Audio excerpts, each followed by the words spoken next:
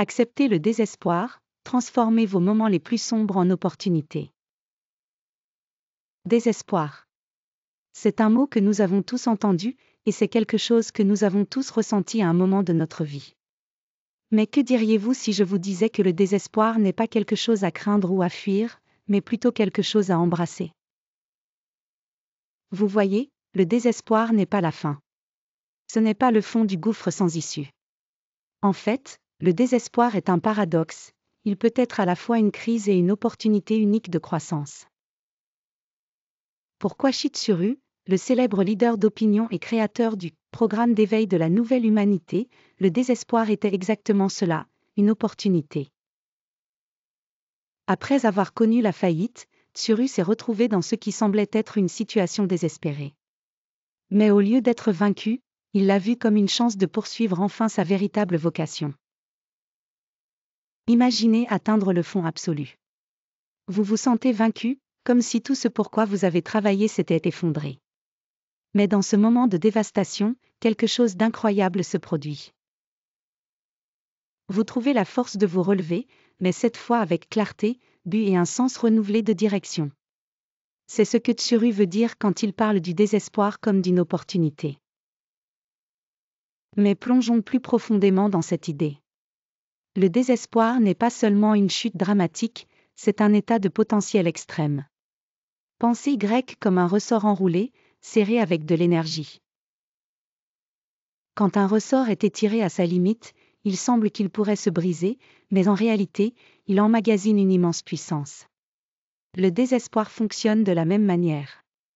Dans sa forme la plus profonde et intense, c'est le moment où le plus grand potentiel de changement existe. Vous avez touché le fond, mais à partir d'ici, vous ne pouvez que remonter. C'est là que la transformation commence. Cependant, le désespoir est aussi une épée à double tranchant. Bien qu'il soit une opportunité de croissance, il peut aussi être une source de douleur immense.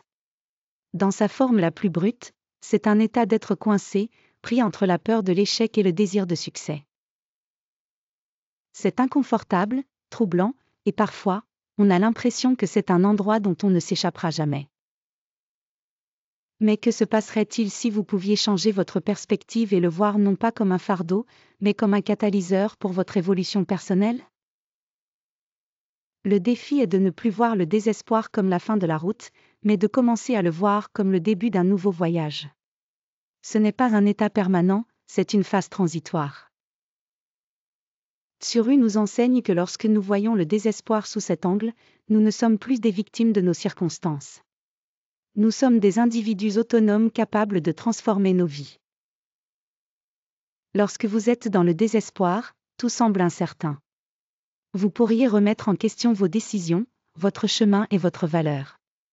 Mais dans cette incertitude réside le potentiel de clarté. Le désespoir élimine toutes les distractions, vous forçant à confronter ce qui compte vraiment.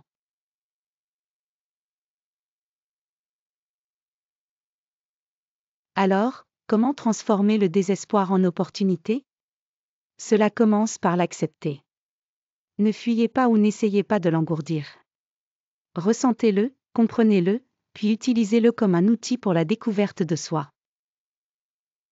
Demandez-vous, que puis-je apprendre de cela? Comment puis-je utiliser cette douleur pour alimenter ma croissance?